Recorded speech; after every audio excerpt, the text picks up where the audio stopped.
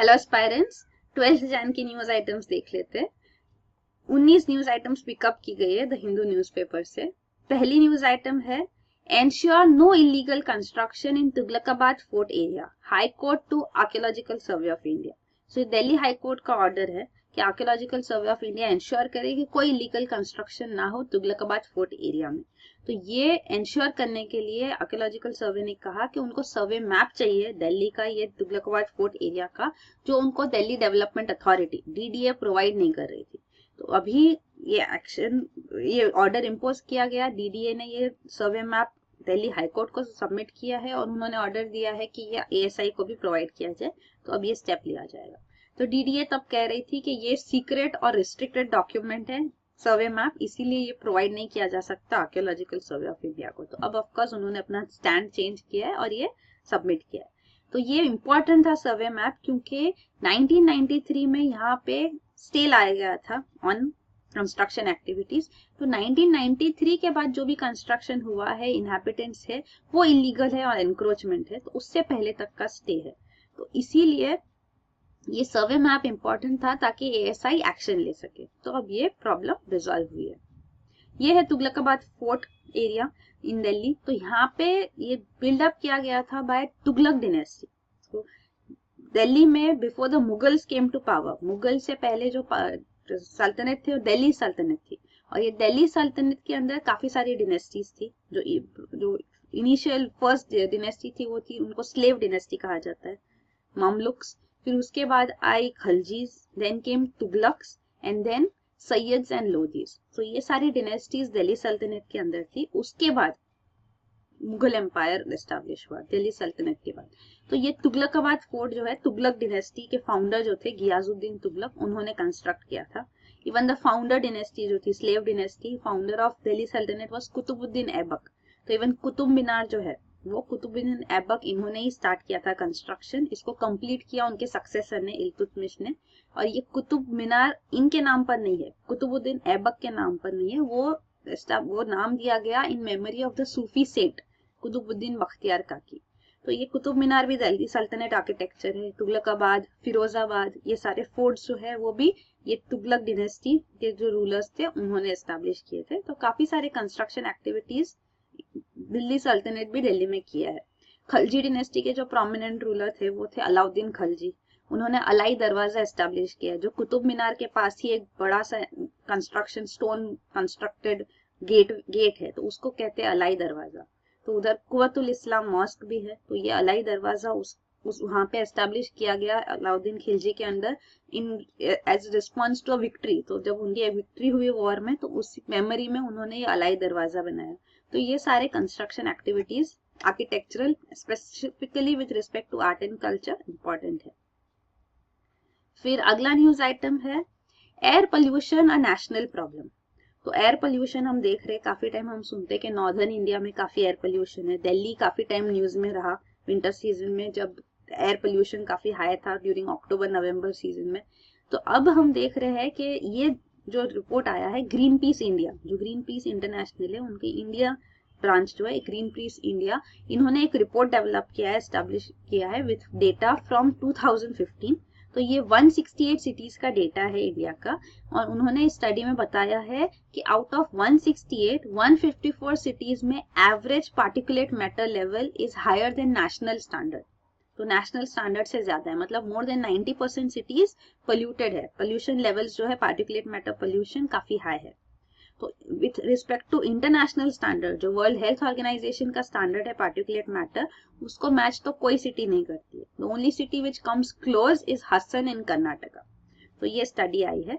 उन्होंने ये भी कहा है कि the major contributor to particulate matter pollution is fossil fuel burning. तो वो भी उन्होंने हाईलाइट किया है। और एक सजेशन जो दिया गया है वो ये है कि मॉनिटरिंग स्टेशन ज्यादा होने चाहिए सिटीज में, ताकि एटलीस्ट पोल्यूशन लेवल्स की बेटर पिक्चर मिले, समझे कि क्या पोल्यूशन लेवल्स है, ताकि करेक्टिव मेजर्स लिए जा सके। तो ये स्टडी है कि pollution is high all over India, it's a national problem.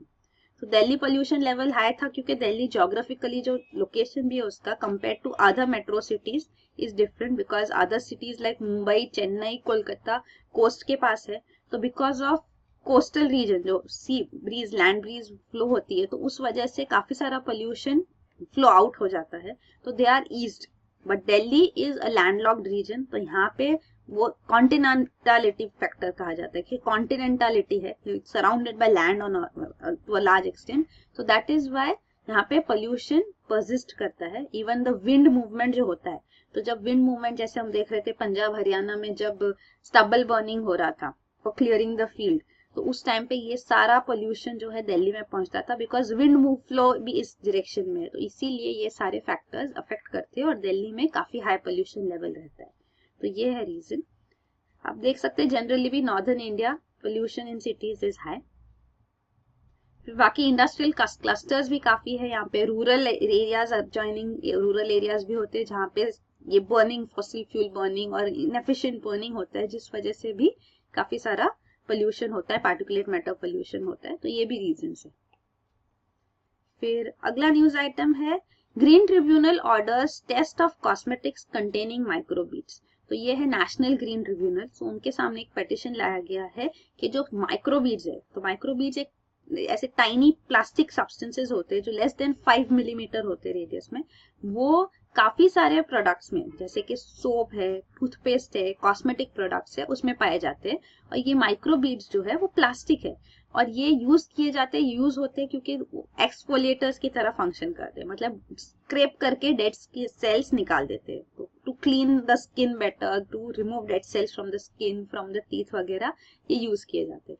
लेकिन इसका हार्मफुल इफेक्ट है क्योंकि ये eventually drain out into the waste, and जब ये ड्रेन आउट होते हैं तो ये सारा accumulate होते हैं in the water, and in this water which goes into the ocean, fishes are affected। अब fishes affect होते हैं तो उसके बाद जो fish consume होती है larger organisms वो affect हो गए, humans affect हो गए, और ये क्योंकि ये प्लास्टिक है तो ये accumulate होगा, तो there is something called bioaccumulation। तो bioaccumulation होता है मतलब fish ने तो थोड़ा खाया है, पर एक fish जो लार्जर ऑर्गेनिज्म हो गई वो एक फिश नहीं खाएगी, काफी सारी फिश खाएगी, तो जो लार्जर ऑर्गेनिज्म में इसका मतलब 3 टाइम्स, अगर 3 फिश खाई गई है तो 3 टाइम्स मतलब कॉन्स्टिट्यूएंट होगा, मतलब इसकी बॉडी में as percentage of its body part it's very low microbead, but यहाँ पे काफी हाई होगा। और फिर ये ऑर्गेनिज्म मतलब जैसे हायर जाएंगे हम फूड चेन में, वैसे ये अक्यूमुलेशन जो है फूड पिरामिड में जैसे आगे जाएंगे, नॉट फूड पिरामिड में या फूड चेन भी,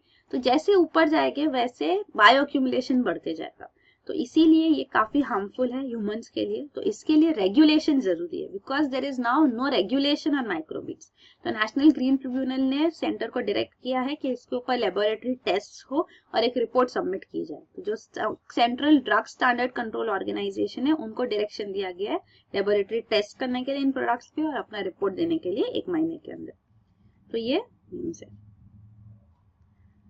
फिर अगला न्यूज आइटम है hope island becomes graveyard for olive ridleys. So olive ridley turtles हमने काफी बार देखे हैं जो यहाँ पे इंडिया में आते हैं from Indian Ocean. So they from there Indian Ocean home near Sri Lanka they come to Bay of Bengal region, और यहाँ पे इंडियन कोस्ट पे specially Odisha and Andhra Pradesh region में ये यहाँ पे नेस्टिंग करते हैं, यहाँ पे रुकते हैं इन बीचेस पे। यहाँ पे वो मेटिंग पीरियड होता है अक्टूबर नवंबर, जब ये यहाँ पहुंचते हैं उसके बाद यहाँ पे फीमेल ऑलिव रिडली टर्टल्स अपने लेग्स ले करती है, एक फीमेल अराउंड 100 to 150 एग्स ले करती है, तो वो एक पिट गड्ढा खोदती है, उसके अंदर अपने एग्स रख के उसको फिर से सैंड से कवर करके हैचिंग के लिए रखती है। 1.5 महीना लगता है हैच होके, ये जब olive ridley turtles baby olive ridley turtles बाहर आके फिर से वो अपना जर्नी कंटिन्यू करते हैं बैक टू इंडियन ओशन। तो ये olive ridley turtle mass nesting sites यहाँ पे काफी सारी हमने देखी है ओडिशा में। गहिरमथा जो है वो famous one of the, it's actually the world's largest olive ridley turtle nesting mass nesting site. तो इसके अलावा और भी रीजन्स है जो ये न्यूज है, वो होप आइलैंड और ये करिंगा वाइल्ड लाइफ सेंचुरी यहाँ जो है आंध्र प्रदेश में, यहाँ पे भी ऑलिव रिडली टर्टल्स नेस्ट करते, तो इतने लार्ज नंबर्स में नहीं है पर यहाँ पे भी है। तो यहाँ पे जो नेस्टिंग कर रहे हैं ऑलिव रिडली टर्टल्स उनका मास एलिमिनेशन हो रहा है, क्योंकि यहाँ पे fishing mechanised fishing boats use होती है जिसकी वजह से ऑलिव रिडली टर्टल्स मर रहे हैं। तो उसी को हाईलाइट किया गया है यहाँ पे कि Hope island becomes graveyard for olive ridley turtles. तो वही है। तो गहिरमथा जो है वो मेजर डेस्टिनेशन है, यहाँ आप देख सकते हैं ओडिशा कोस्ट है। तो गहिरमथा बीच जो है यहाँ मास नेस्टिंग होती है। बाकी भी रीजन अलॉन्ग ओडिशा कोस्ट, ये ऋषिकुल्य रिवर के पास, ये ऋषिकुल्य बीच, यहाँ पे भी मास नेस्टिंग साइट्स है। फिर अगला न्यूज आइटम है talaq certificate issued by chief Qazi has no legal sanctity says Madras high court. तो मद्रास हाई कोर्ट में एक PIL फाइल किया गया कि जो तलाक सर्टिफिकेट्स इशू की जाती है शरिया लॉ के अंदर बाय द चीफ काजीज, तो ये तलाक certificate without proper investigation, without proper president follow करके ये की जाती है। मतलब कि तलाक जो होता है ट्रिपल तलाक मैंडेटेड है, तो ट्रिपल तलाक में अगर एक बार तलाक हुई है तो उसके बाद रिकंसिलिएशन पीरियड होता है, उसके बाद अगर दूसरा तलाक हो रहा है तो वो देखा जाए कि 3 तलाक सही से हुए हैं, कंसिलिएशन के प्रोविजंस मतलब फॉलो किए गए हैं कि नहीं, trying to come together. Conciliation मतलब दोनों parties husband and wife try to resolve their issue, मतलब अपना प्रॉब्लम सॉल्व करने की कोशिश करे। तो वो किया गया है कि नहीं, वो सब कोई चेक नहीं होता है, सिर्फ हस्बैंड के कहने पे कई बार इवन वाइफ को पता नहीं होता है और तलाक इशू किया जाता है। तो इसके अगेंस्ट एक PIL फाइल किया गया, मिस सईद ने PIL फाइल किया मद्रास हाई कोर्ट में। इसीलिए मद्रास हाई कोर्ट ने ऑर्डर पास किया, इंटरिम ऑर्डर, मतलब फिलहाल के लिए ऑर्डर है कि चीफ काजीज अभी तलाक सर्टिफिकेट्स इशू ना करे। तो एक करेक्ट प्रोसीजर होना चाहिए, फॉर्मेट होना चाहिए जिसके थ्रू ये तलाक सर्टिफिकेट्स इशू किए जाए। Plus even Madras high court ने कहा है कि ये सिर्फ एक ओपिनियन है, इसका कोई लीगल वैल्यू नहीं है तलाक सर्टिफिकेट का। तो ये भी क्लैरिफाई किया गया है और मुस्लिम पर्सनल लॉ बोर्ड ने भी सबमिट किया है कि वो भी एग्जामिन करेंगे कि किस फॉर्मेट में ये सर्टिफिकेट्स होनी चाहिए ताकि इसमें जो एम्बिग्विटी है वो दूर हो सके। फिर अगला न्यूज आइटम है tax break for parties legal से सुप्रीम कोर्ट। तो सुप्रीम कोर्ट के सामने एक पिटिशन आया था कि ये जो 100% टैक्स एग्जेम्पशन दिया जाता है पॉलिटिकल पार्टीज को, इसके अगेंस्ट रिलीफ चाहिए कि उनको 100% टैक्स एग्जेम्पशन क्यों दिया जा रहा है। तो ये न्यूज में आया था during the time of demonetisation, क्योंकि डिमोनेटाइजेशन में लिमिट्स रखी गई थी कि आप कितना पैसा सबमिट कर सकते हो बैंक अकाउंट्स में वगैरह, या किस पे एक्शन लिया जाएगा, टैक्सेशन किस पे वैलिड लायबल होगा फिर आगे प्रोविजंस में। तो इसीलिए तब कहा गया था कि पॉलिटिकल पार्टीज के लिए कोई लिमिट नहीं है, वो कितना भी पैसा डाल सकते हैं। तो इसके आगे बाद में क्लैरिफिकेशन ये दिया गया था क्योंकि पॉलिटिकल पार्टीज के ऊपर कोई टैक्स लायबिलिटी है नहीं, तो कितने भी पैसे वो सबमिट करेंगे अपने फंड में उनके ऊपर कोई टैक्स नहीं लगता। So that means all their money, कितना भी फंड हो, crores of rupees हो, it is 100% टैक्स exempted। तो ये जो 100% टैक्स एग्जेम्पशन है इसके ऊपर एक पिटिशन फाइल किया गया, पर सुप्रीम कोर्ट ने ये पिटिशन डिसमिस कर दिया, ये कह के कि पॉलिटिकल पार्टीज को फंडिंग की जरूरत है अपने पॉलिटिकली अपने आप को रिप्रेजेंट करने के लिए, to represent the people who follow them, तो उनको फंडिंग चाहिए। और ये फंडिंग पे अगर वो 100% टैक्स एग्जेम्पशन दे रहे हैं तो ये गवर्नमेंट का कॉल है, तो गवर्नमेंट पॉलिसी डिसाइड करेगी, इसमें जुडिशरी का रोल नहीं है, ऐसे कह के ये पिटिशन को डिसमिस किया गया है। Means this is an example of judicial restraint too, कि जुडिशरी इस प्रोविजन को नहीं ले रही अपने सामने क्योंकि उनका जुरिस्डिक्शन नहीं है, क्योंकि टैक्सेशन लॉस फ्रेम करना गवर्नमेंट का जुरिस्डिक्शन है। बट वही है, इट्स अ फाइन लाइन कि आप कितना रिस्ट्रेन करें अपने आप को और कितना आपको जुडिशियल रिव्यू और एक्टिविज्म दिखाना चाहिए। तो ये वो पॉइंट है। फिर अगला न्यूज आइटम है पाकिस्तान टू रेनोवेट कतसराज टेम्पल। ये कतसराज टेम्पल पाकिस्तान के पंजाब रीजन में है और यहाँ पे रेनोवेशन वर्क इनिशिएट किया गया है। तो ये टेम्पल कहा जाता है कि ये खुद लॉर्ड शिवा ने यहाँ पे इसका फाउंडेशन रखा था, तो ये इम्पोर्टेंट साइट है। Even during the time of during the earlier times, medieval times, यहाँ पे जो अल बिरूनी पर्शियन स्कॉलर थे उन्होंने यहीं से अर्थ सर्कमफ्रेंस कैलकुलेट किया था। तो ये एक इम्पॉर्टेंट साइट है historically to Katasraj temple in Pakistan. So Al Biruni जो थे उनको मोहम्मद ऑफ गजनी अपने साथ इंडिया लेकर आए थे, वो बेसिकली उज्बेकिस्तान से है। तो ये गजनी रीजन जो अभी फिलहाल अफगानिस्तान में, वहां पे उनको लाया गया था और उनके थ्रू मोहम्मद ऑफ गजनी जितनी बार इंडिया इन्वेट किए तो उस टाइम में उन्होंने अलबिरूनी को भी काफी टाइम अपने साथ लेकर आए हैं। तो किताबुल हिंद करके किताब अलबिरूनी ने लिखी है जिनमें उन्होंने पूरा डिटेल दिया है अबाउट इंडिया एज सच, जो उन्होंने देखा। उन्होंने खुद संस्कृत लर्न किया, वो एक स्कॉलर थे अलबिरूनी, और उन्होंने काफी सारे रिलीजियस फिलोसॉफिकल टेक्स्ट भी स्टडी किए संस्कृत में।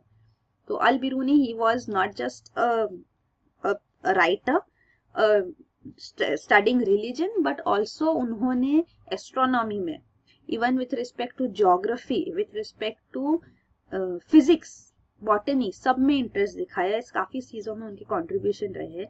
जैसे उन्होंने पहली बार ये बताया था नोशन के स्पीड ऑफ लाइट जो है वो स्पीड ऑफ साउंड से काफी ज्यादा है। उन्होंने solar eclipse, lunar eclipse observe की थी, जैसे हमने अभी डिस्कस किया। Circumference of earth discuss observe किया था कितना है। उन्होंने इवन ट्रिग्नोमेट्री में उनका कंट्रीब्यूशन काफी रहा है। इवन केमिस्ट्री में जैसे कि प्रेशियस स्टोन्स, मेटल्स की डेंसिटी क्या है, वो कैसे एक्यूरेटली डिटरमिन किया जाए, वो उन्होंने डिस्कवर किया है। फिर उन्होंने बॉटनी में भी काफी स्टडीज की अबाउट पेटल्स के, फ्लावर्स में कितने पेटल्स होते हैं। तो उन्होंने ये ऑब्जर्व किया कि 7 और 9 पेटल्स कोई फ्लावर में होते नहीं है। तो मतलब पेटल नंबर्स कैन बी इधर 3, 4, 5, 6, 8, पर 7 पेटल्स, 9 पेटल्स वाले कोई फ्लावर्स नहीं है। तो ऐसे उनके ऑब्जर्वेशन और कॉन्ट्रीब्यूशंस रहे वेरियस फील्ड्स में, तो वही हाईलाइट किया गया। इवन मैथमेटिक्स जैसे उसमें भी इनकी कॉन्ट्रीब्यूशंस रहे। तो काफी सारे ट्रैवलर्स इंडिया में आए हैं, जैसे अल बिरूनी जिन्होंने किताबुल हिंद लिखा, इसमें उन्होंने कास्ट सिस्टम जो इंडिया में उसके बारे में भी मेंशन किया है। इब्ने बतूता जो बाद में स्कॉलर आए, ये रिहला ये किताब उन्होंने लिखा है, इसमें उन्होंने इस्लामिक रिलीजियस लॉज को एक्सप्लेन भी किया है।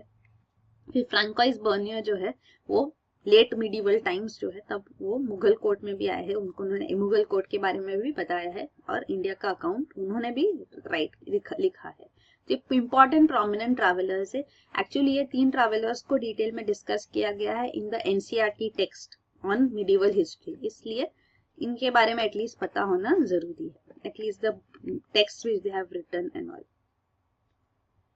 फिर अगला न्यूज आइटम है electronic media guidelines for polls. तो जो दूरदर्शन, ऑल इंडिया रेडियो है, उन पे टाइम, ब्रॉडकास्ट टाइम थोड़ा दिया जाता है टू ऑल पॉलिटिकल पार्टीज। तो ये स्टार्ट किया गया है बाय इलेक्शन कमीशन। तो ये पार्शियल फंड, स्टेट फंडिंग ही कहा जाएगा, मतलब स्टेट मतलब गवर्नमेंट, सो गवर्नमेंट फंडिंग करती है for election. So it is not through monetary means but non monetary means से ये हो रहा है कि ये जो एयर टाइम है उनको दिया जाता है on Doordarshan, all India radio. तो हर पार्टी को सफिशिएंट टाइम दिया जाता है इस पे। और ये इनिशिएट किया गया था 1998 लोकसभा इलेक्शन से, और ये उसके बाद सारे जनरल इलेक्शंस में किया जाता है और स्टेट असेंबली इलेक्शंस में भी दिया जाता है। तो एयर टाइम ये दिया जाता है। पर अभी इलेक्शन कमीशन ने गाइडलाइंस फिर से रिटरेट की है कि आप कोई हेट स्पीच नहीं दे सकते, एनीथिंग डिफेमेटरी, ऑब्सीन आप नहीं बोल सकते, attacking the integrity of president, judiciary आप कुछ नहीं बोल सकते, against the unity, sovereignty, integrity of India, criticism of any person by name, वो सब नहीं किया जा सकता है। तो ये सारे प्रोविजंस उसमें उन्होंने फिर से रिटरेट किए कि आपको फ्री टाइम तो दिया जा रहा है पर रिस्ट्रेंट्स भी है। तो सारे रिकॉग्नाइज्ड पॉलिटिकल पार्टीज को ये फ्री यूज दिया जाता है of government owned television and radio. अगला न्यूज आइटम है BSF to ensure quality food. तो ये जो सोशल मीडिया पे एक वीडियो आया बीएसएफ जवान का जो एलओसी में स्टेशन है, कि उन्होंने कहा कि हमको सब स्टैंडर्ड फूड दिया जाता है यहाँ पे, तो उसके ऊपर इंक्वायरी की गई है और उसके ऊपर एक्शन लिया जा रहा है। पर ये भी एलिगेशंस आ रहे हैं कि एलओसी पे एक्चुअली मोबाइल फोन्स इनको अलाउड नहीं होता है, वीडियो बना नहीं सकते, तो ये कैसे पॉसिबल हुआ, उसके ऊपर भी इंक्वायरी इन्वेस्टिगेशन हो रहा है, उनको इवन ट्रांसफर भी किया गया है। तो ये सारे जो स्टेप्स लिए जा रहे हैं, तो इसीलिए ये न्यूज में है। तो एक तो इम्पोर्टेंस ऑफ सोशल मीडिया के वो अटेंशन लाता है ये सारी चीजों के ऊपर, और दी अदर साइड टू के एलओसी जहाँ पे हमको चाहिए कि कुछ इन्फिल्ट्रेशन ना हो, और जो गाइड कर रहे हैं उनका स्टेटस क्या है, उनका फूड वगैरह का ध्यान कैसे रखा जा रहा है, प्लस जो ये वहां पे हो रहा है पॉसिबल है कि आप जो अलाउ नहीं आप ला सकते हो, तो that is a question mark on the security at LOC. So ये सारे बातें भी है। बीएसएफ के बारे में आपको पता होना चाहिए, बीएसएफ एस्टेब्लिश किया गया during the 1965 war, India Pakistan war जो हुआ था उस टाइम पे बॉर्डर सिक्योरिटी फोर्स एस्टेब्लिश किया गया। तो this is one of the 5 central armed police forces. और बीएसएफ का खुद का केडर ऑफ ऑफिसर्स होते हैं, पर बीएसएफ डायरेक्टर जनरल जो है वो सिविल सर्विसेज में होते मतलब आईपीएस ऑफिसर्स यहाँ पे हेड होते, डायरेक्टर जनरल होते। तो ये एक बात है, और ये आता है under the union ministry of home affairs. So ये बॉर्डर सिक्योरिटी फोर्स है। It's called the largest border guarding force in the world. तो ये एलओसी पूरा जो इंडिया का बॉर्डर है विथ पाकिस्तान एंड बियॉन्ड, वो ये गार्ड करते हैं। It is the first line of defence of Indian territories. फिर अगला न्यूज आइटम है Banarasi sari sector fades as traditional credit vanishes after note ban. तो ये जो traditional credit system Banarasi sari sector में था वो था बट्टा सिस्टम। तो इसके अंदर मतलब क्रेडिट दिया जाता है, क्योंकि जो बनारसी साड़ी इंडस्ट्री में जो वर्कर्स है, वीवर्स है और जो स्मॉल टाइम प्रोड्यूसर्स है, इनको मैन्युफैक्चरिंग के लिए फंक्शन करने के लिए रॉ मटेरियल लेने के लिए पैसा चाहिए। तो रॉ मटेरियल के लिए उनके पास जनरली पैसा होता नहीं है, क्योंकि वो पूरा सर्कुलेशन में चलता है। तो जब तक उनको प्रॉफिट नहीं आएगी तो नेक्स्ट के लिए उनके पास पैसा नहीं होता, तो इसीलिए वो क्रेडिट पे फंक्शन करते हैं, तो उनको क्रेडिट दिया जाता है। तो ये जो ट्रेडर्स होते हैं उनको क्रेडिट देते हैं, पोस्ट डेटेड चेक दे देते हैं कि आप बनाओगे बेचोगे तो वो रॉ मटेरियल्स भी खरीद सके।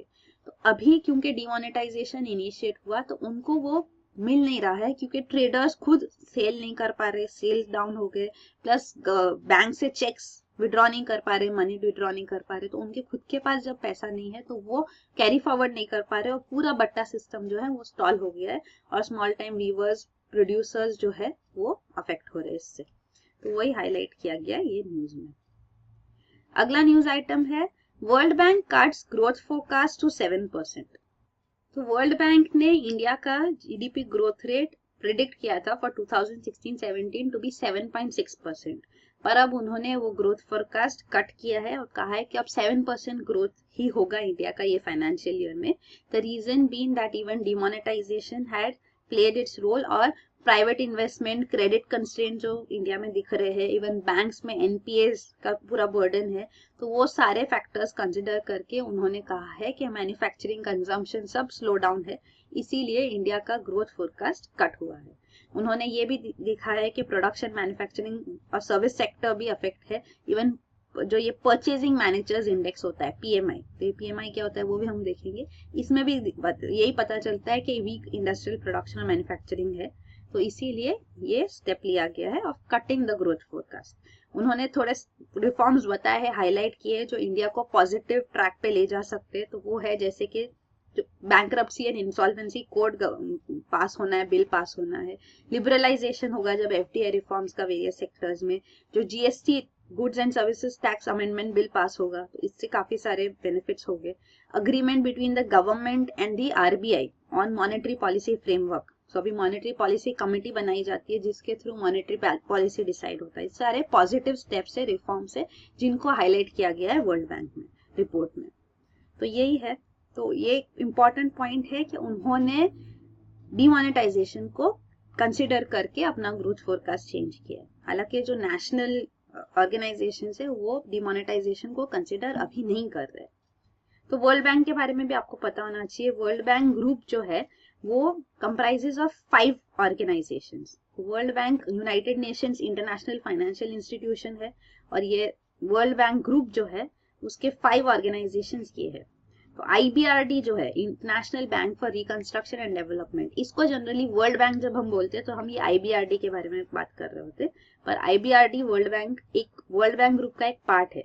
बाकी जो 4 ऑर्गेनाइजेशंस वो International Development Association to provide cheap funding, cheap credit for developing under developed countries, International Finance Corporation even private sector को फंडिंग देते हैं। फिर मल्टीलैटरल इन्वेस्टमेंट गारंटी एजेंसी, तो इमिगा जो है, तो ये इन्वेस्टमेंट जो होती है फॉरेन कंट्रीज जो इन्वेस्टमेंट करती है उनको गारंटी इंश्योर करने के लिए, इन्वेस्टमेंट गारंटी इंश्योर करने के लिए ये एजेंसी है कि उनकी इन्वेस्टमेंट सिक्योर रहे। और फाइनली है international centre for settlement of investment disputes. तो ये सारे वर्ल्ड बैंक ग्रुप के ऑर्गेनाइजेशन है 5। और जो पीएमआई था परचेजिंग मैनेजर्स इंडेक्स, तो ये एक मंथली सर्वे होता है परचेजिंग मैनेजर्स इन 300 इंडस्ट्रियल कंपनीज। तो उनके बेसिस पे एक इंडिकेटर मिलता है ऑफ द ओवरऑल इकोनॉमी के परचेजिंग मैनेजर्स इंडेक्स किया है, इंडस्ट्रियल आउटपुट कैसा है।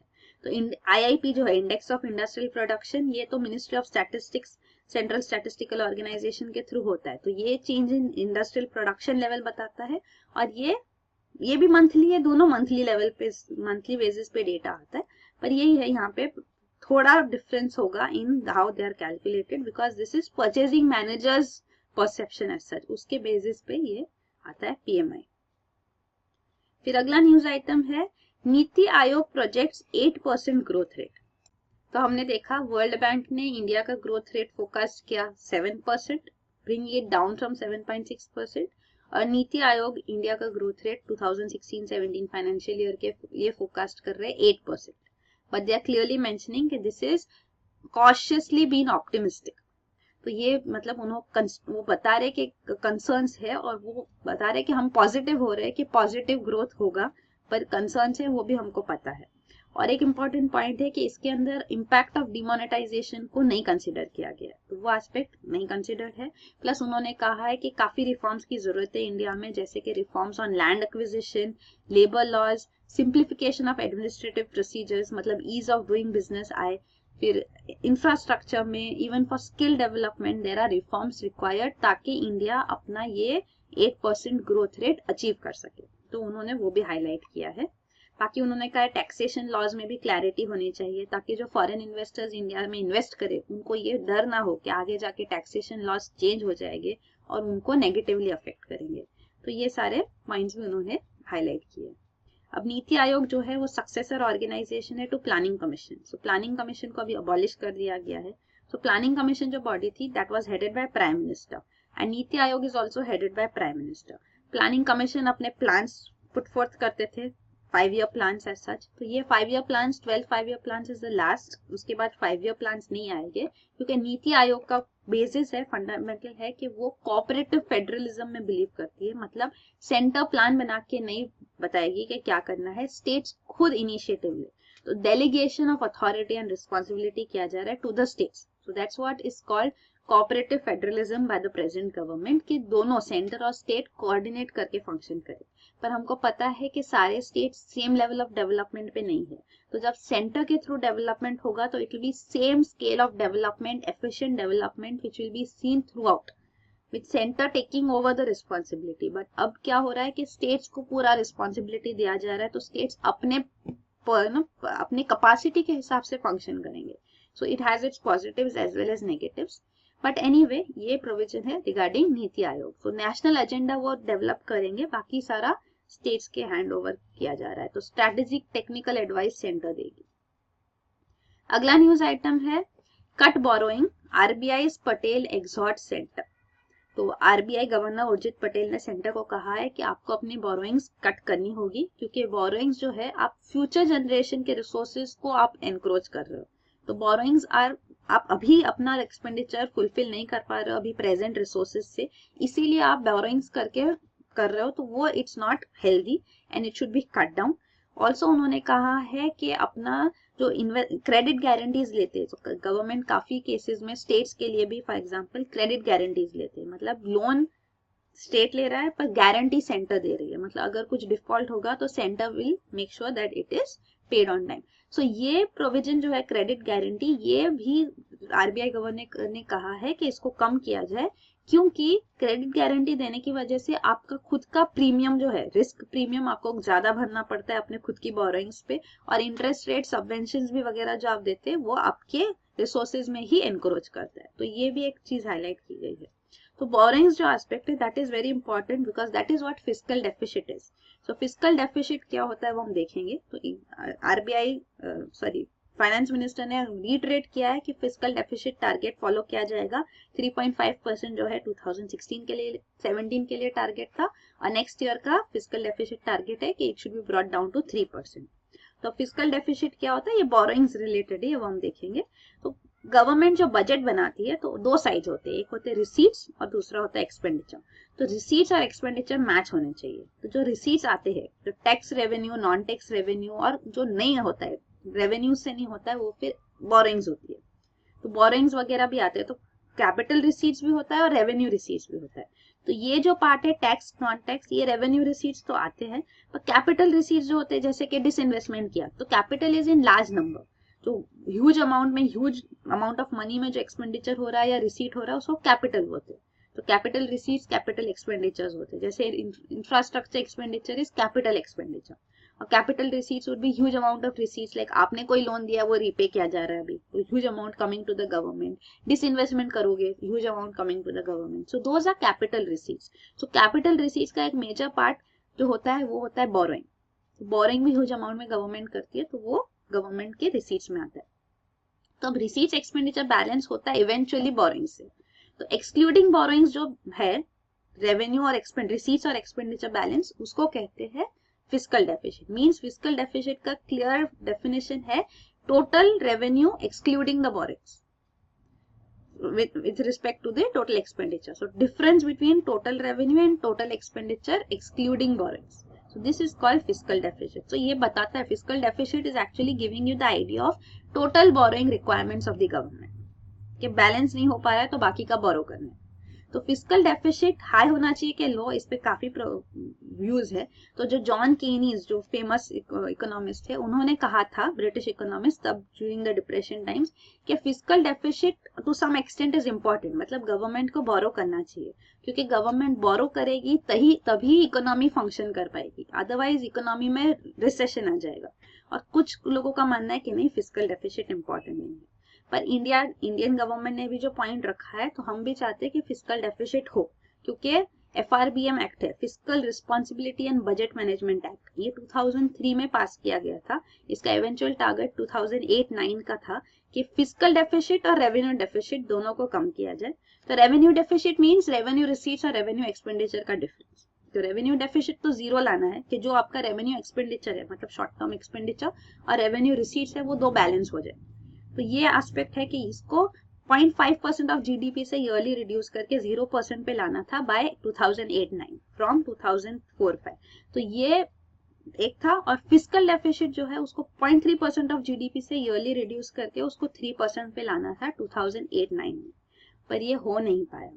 हम देखेंगे it was running on track, but बाद में कुछ हुआ इन 2008-9 से. तो ये था gross fiscal deficit, and this is target जो था ग्रॉस फिस्कल डेफिसिट, ब्लू में जो टारगेट था कि 3% आए, और फिर ये 3% पे ही मेंटेन रहे फिस्कल डेफिसिट.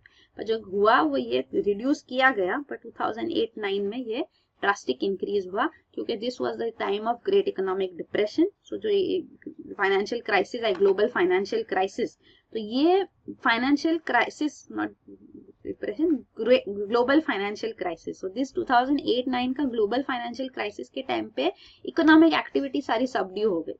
तो इसलिए गवर्नमेंट को इनिशिएटिव लेना जरूरी था, ताकि इकोनॉमी फिर से अपने पैरों पे खड़ी हो सके. तो गवर्नमेंट बोरोइंग्स करेगी और गवर्नमेंट रिसोर्सेज डालेगी इकोनॉमी में, तभी ही इकोनॉमी में पॉजिटिव ग्रोथ दिखेगी और पॉजिटिव एस्पेक्ट दिखेंगे, positive attitude towards expenditure, towards investment. So that's why government borrowings increase हुए और फिस्कल डेफिसिट टारगेट नहीं फुलफिल हो पाया. तो ये फिर से हम रिड्यूस कर रहे हैं, और इवेंचुअली जैसे हमने देखा है 3.5% पर 2016-17, एंड देन 3% पे हम इसको ले आएंगे. तो ये FRBM के बारे में था और फिस्कल डेफिसिट के बारे में. अगला न्यूज आइटम है April 1 still the target for GST. तो गुड्स एंड सर्विसेज टैक्स को April 1, 2017 से इम्प्लीमेंट करना था. इसके लिए जरूरी था कि पार्लियामेंट GST बिल पास करे. उससे पहले ये जरूरी था कि जो GST के प्रोविजंस है, वो GST काउंसिल जो है, headed by finance minister and comprising of all state representation finance ministers too, तो ये GST काउंसिल डिसीजंस ले ले regarding all provisions of GST. तो जो काफी सारे GST काउंसिल मीटिंग्स हुई, और अभी भी इश्यूज है जो रिजॉल्व करने के लिए और मीटिंग्स होगी. तो यहाँ पे जो सब फाइनलाइज होगा उसको GST बिल बना के पार्लियामेंट में इंट्रोड्यूस किया जाएगा, पार्लियामेंट उसको पास करेगी, उसके बाद ही GST इन्फोर्स हो सकता है. तो अभी भी finance minister mister Arun Jaitley कह रहे हैं कि 1 अप्रैल 2017 जो हमने टारगेट किया था वो फुलफिल हो सकता है, क्योंकि GST काउंसिल की भी मीटिंग्स अब शेड्यूल्ड है आगे हफ्तों में, तो वो फाइनलाइज हो जाएगा. अब बजट सेशन जो है उसको भी प्रीपोन किया गया है, मतलब 31 जनवरी से ही पार्लियामेंट सेशन में आ रहा है. तो इसीलिए यहाँ पे जब सेशन में ये बिल पास हो जाएगा तो 1 अप्रैल डेडलाइन फुलफिल की जा सकती है. तो ये one nation one tax regime है कि सारे टैक्सेस जो है, सर्विस टैक्स, सेल्स टैक्स वगैरह, सब कुछ एक single goods and services tax में आ जाए. तो ये GST वेरियस एस्पेक्ट्स है. इसमें एक होगा सेंट्रल GST जो सेंटर लेवी करेगी और कलेक्ट करेगी, स्टेट GST जो स्टेट लेवी करेंगे और कलेक्ट करेंगे, और दूसरा है डुअल GST जहाँ पे दोनों का डोमेन है. तो यहाँ पे डुअल GST जैसे कंकरेंट लिस्ट होते हैं जहाँ पे दोनों का पावर्स है. तो जब सेंटर स्टेट दोनों के पास पावर्स है, तो GST कौन इम्पोज करेगा और कौन कलेक्ट करेगा, तो उसके लिए दो एस्पेक्ट्स हो सकते हैं. या तो डुअल GST में कंकरेंट पावर्स हो कि दोनों के पास पावर्स हो, या नॉन कंकरेंट, मतलब आप उसमें ही डिवाइड कर लो कि ये एस्पेक्ट्स में सेंटर का पावर है, इस एस्पेक्ट्स में स्टेट का. तो ये भी क्या फाइनलाइज होता है हमको आगे पता चलेगा जब GST काउंसिल में फाइनलाइजेशन होगा. फिर अगला न्यूज आइटम है telescope to seek habitable planets in nearest star system. तो ये यूरोपियन सदर्न ऑब्जर्वेटरी है, this is a intergovernmental astronomy organisation जिसके अंदर 16 कंट्रीज मेंबर्स है from Europe and South America, और इसका वेरी लार्ज टेलीस्कोप है जो चिले साउथ अमेरिका में स्टेशन है, और यहाँ पे वो लोग स्टडी कर रहे हैं to discover new planets in the closest system star system to the earth. So ये क्लोजेस्ट स्टार सिस्टम है अल्फा सेंचुरी। तो अल्फा सेंचुरी में जो सबसे नजदीक स्टार है वो है प्रॉक्सिमा सेंचुरी। तो प्रॉक्सिमा सेंचुरी के पास अर्थ साइज प्लैनेट्स है, इसके अराउंड सर्कल कर रहे हैं। ये हमको एविडेंस मिला है 2016 में, इसीलिए ज्यादा एक्सपेक्टेशंस आ गए, होप्स आ गए हैं कि और हैबिटेबल प्लैनेट्स यहाँ डिस्कवर हो सकते हैं। तो इसके लिए ये अर्थ यूरोपियन सदर्न ऑब्जर्वेटरी फंक्शन कर रहा है। और फिलहाल न्यूज ये है कि जो ये ब्रेक थ्रू स्टारशॉट, सो ये एक प्राइवेट वेंचर है, इसने भी एक जॉइंट वेंचर किया है अब यूरोपियन सदर्न ऑब्जर्वेटरी के साथ। तो इसके ब्रेक थ्रू स्टारशॉट के जो इन्वेस्टर्स है, बैकर्स है, वो है internet billionaire Yuri Milner, even physicist Stephen Hawkins, ये इनका इनिशिएटिव है। तो इन्होंने एक प्रोविजन बताया है कि इंफ्रारेड मिड इंफ्रारेड रीजन को यूज करके जो ये ब्राइट स्टेलर लाइट होती है, स्टार्स की लाइट, उसको ड्राउन कर सकते हैं, और इससे फिर जो रिलेटिवली डिम प्लैनेट्स है वो क्लियरली दिख जाएंगे। तो ये इसको यूज करके even chances of finding planets increases.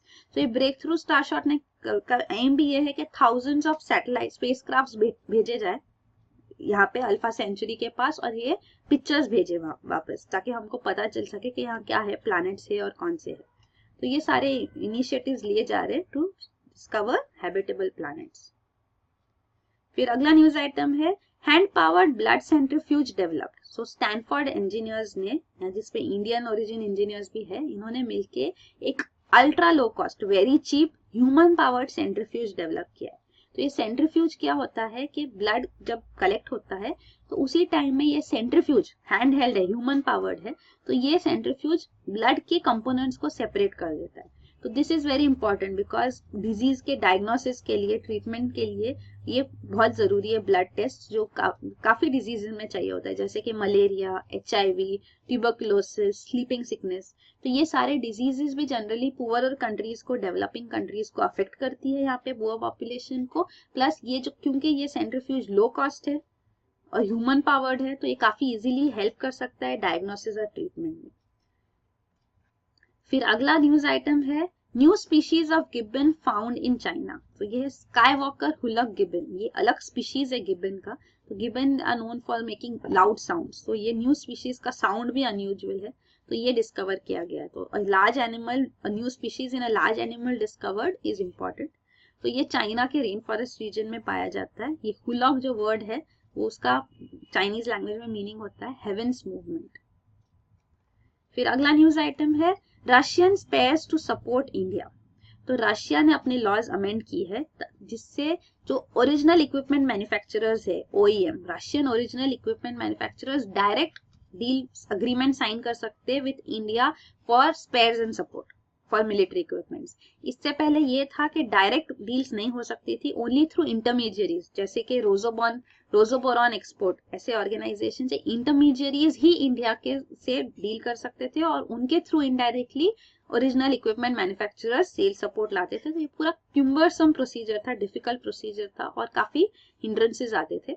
तो अब ये काफी सिंप्लीफाई हो चुका है, तो that's is good for India. Plus also India चाहती है कि ये Russian original equipment manufacturers licences दे मैन्युफैक्चरिंग के लिए, ताकि लोकली ही ये लोकल वेंडर्स ये स्पेयर पार्ट्स इक्विपमेंट्स मैन्युफैक्चर कर सके। तो उसके लिए भी इंडिया एफर्ट्स लगा रही है। फिर फाइनली लास्ट न्यूज आइटम है strategic partners now dime a dozen. So हम अपने स्ट्रेटेजिक पार्टनर्स इंक्रीज करते जा रहे हैं। रिसेंटली जो न्यू स्ट्रेटेजिक पार्टनर ऐड हुआ वो है रुआंडा। तो रुआंडा एक ईस्ट अफ्रीकन कंट्री है, जो स्मॉल कंट्री है, प्लस ऑल्सो इधर 90% of the population agriculture, subsistence agriculture follow करते हैं, means it's a poor country. India का यहाँ पे परमानेंट डिप्लोमेटिक मिशन भी नहीं है। रुआंडा में इससे पहले सिविल वॉर चल रहा था, जहाँ पे हुतू पॉपुलेशन का काफी एलिमिनेशन हुआ, and finally now civil war is over and it is recovering. और इस कंट्री के साथ recently on the sidelines of vibrant Gujarat summit India ने स्ट्रेटेजिक पार्टनरशिप साइन की। तो it has declared Rwanda as a strategic partner of India. तो अब ये स्ट्रैटेजिक पार्टनरशिप क्या होता है और रवांडा को क्यों दिया गया, उस पर काफी सवाल उठ रहे हैं। तो फर्स्ट स्ट्रैटेजिक पार्टनरशिप जो इंडिया ने साइन की अग्रीमेंट, वो था फ्रांस के साथ इन 1998। उसके बाद काफी सारी कंट्रीज के साथ हमने साइन किए, जैसे चाइना के साथ है, इवन ऑर्गेनाइजेशन जैसे एशियन ऑर्गेनाइजेशन के साथ भी, association of south east Asian Nations, इसके साथ भी स्ट्रैटेजिक पार्टनरशिप है, अफगानिस्तान वगैरह काफी कंट्रीज के साथ, रशिया जर्मनी के साथ हमने स्ट्रैटेजिक पार्टनरशिप साइन की है। पर फिर ये स्ट्रैटेजिक पार्टनरशिप का इंपॉर्टेंस अगर हर किसी को दिया जाएगा तो वो रिड्यूस हो जाता है, वो एस्पेक्ट है। और या तो क्वालिफायर्स लगाए जाए कि कैसी स्ट्रैटेजिक पार्टनरशिप है, जैसे रशिया के लिए हमने कहा है special and privilege strategic partnership है, तो ये चाहिए कुछ to segregate and to have the significance of strategic partnership staying, not diluting it, तो वो हाईलाइट किया गया। एक्चुअली स्ट्रैटेजिक टर्म का मतलब होता है ऑफ सिग्निफिकेंस, तो स्ट्रैटेजिक सिग्निफिकेंस के काफी ड्रास्टिकली अफेक्ट करेगा इंडिया को। जैसे कि अगर नेबरिंग कंट्रीज है तो स्ट्रैटेजिक सिग्निफिकेंस होता है, अगर इकोनॉमिक ट्रेड कॉमर्स ज्यादा है तो एक स्ट्रैटेजिक सिग्निफिकेंस है, डिफेंस रिलेटेड पार्टनरशिप से then it is strategic significance. तो ये सारे पॉइंट्स होते हैं जो स्ट्रैटेजिक एस्पेक्ट को डिफाइन करते हैं। तो यही है 12th जैन के न्यूज आइटम्स। Thank you.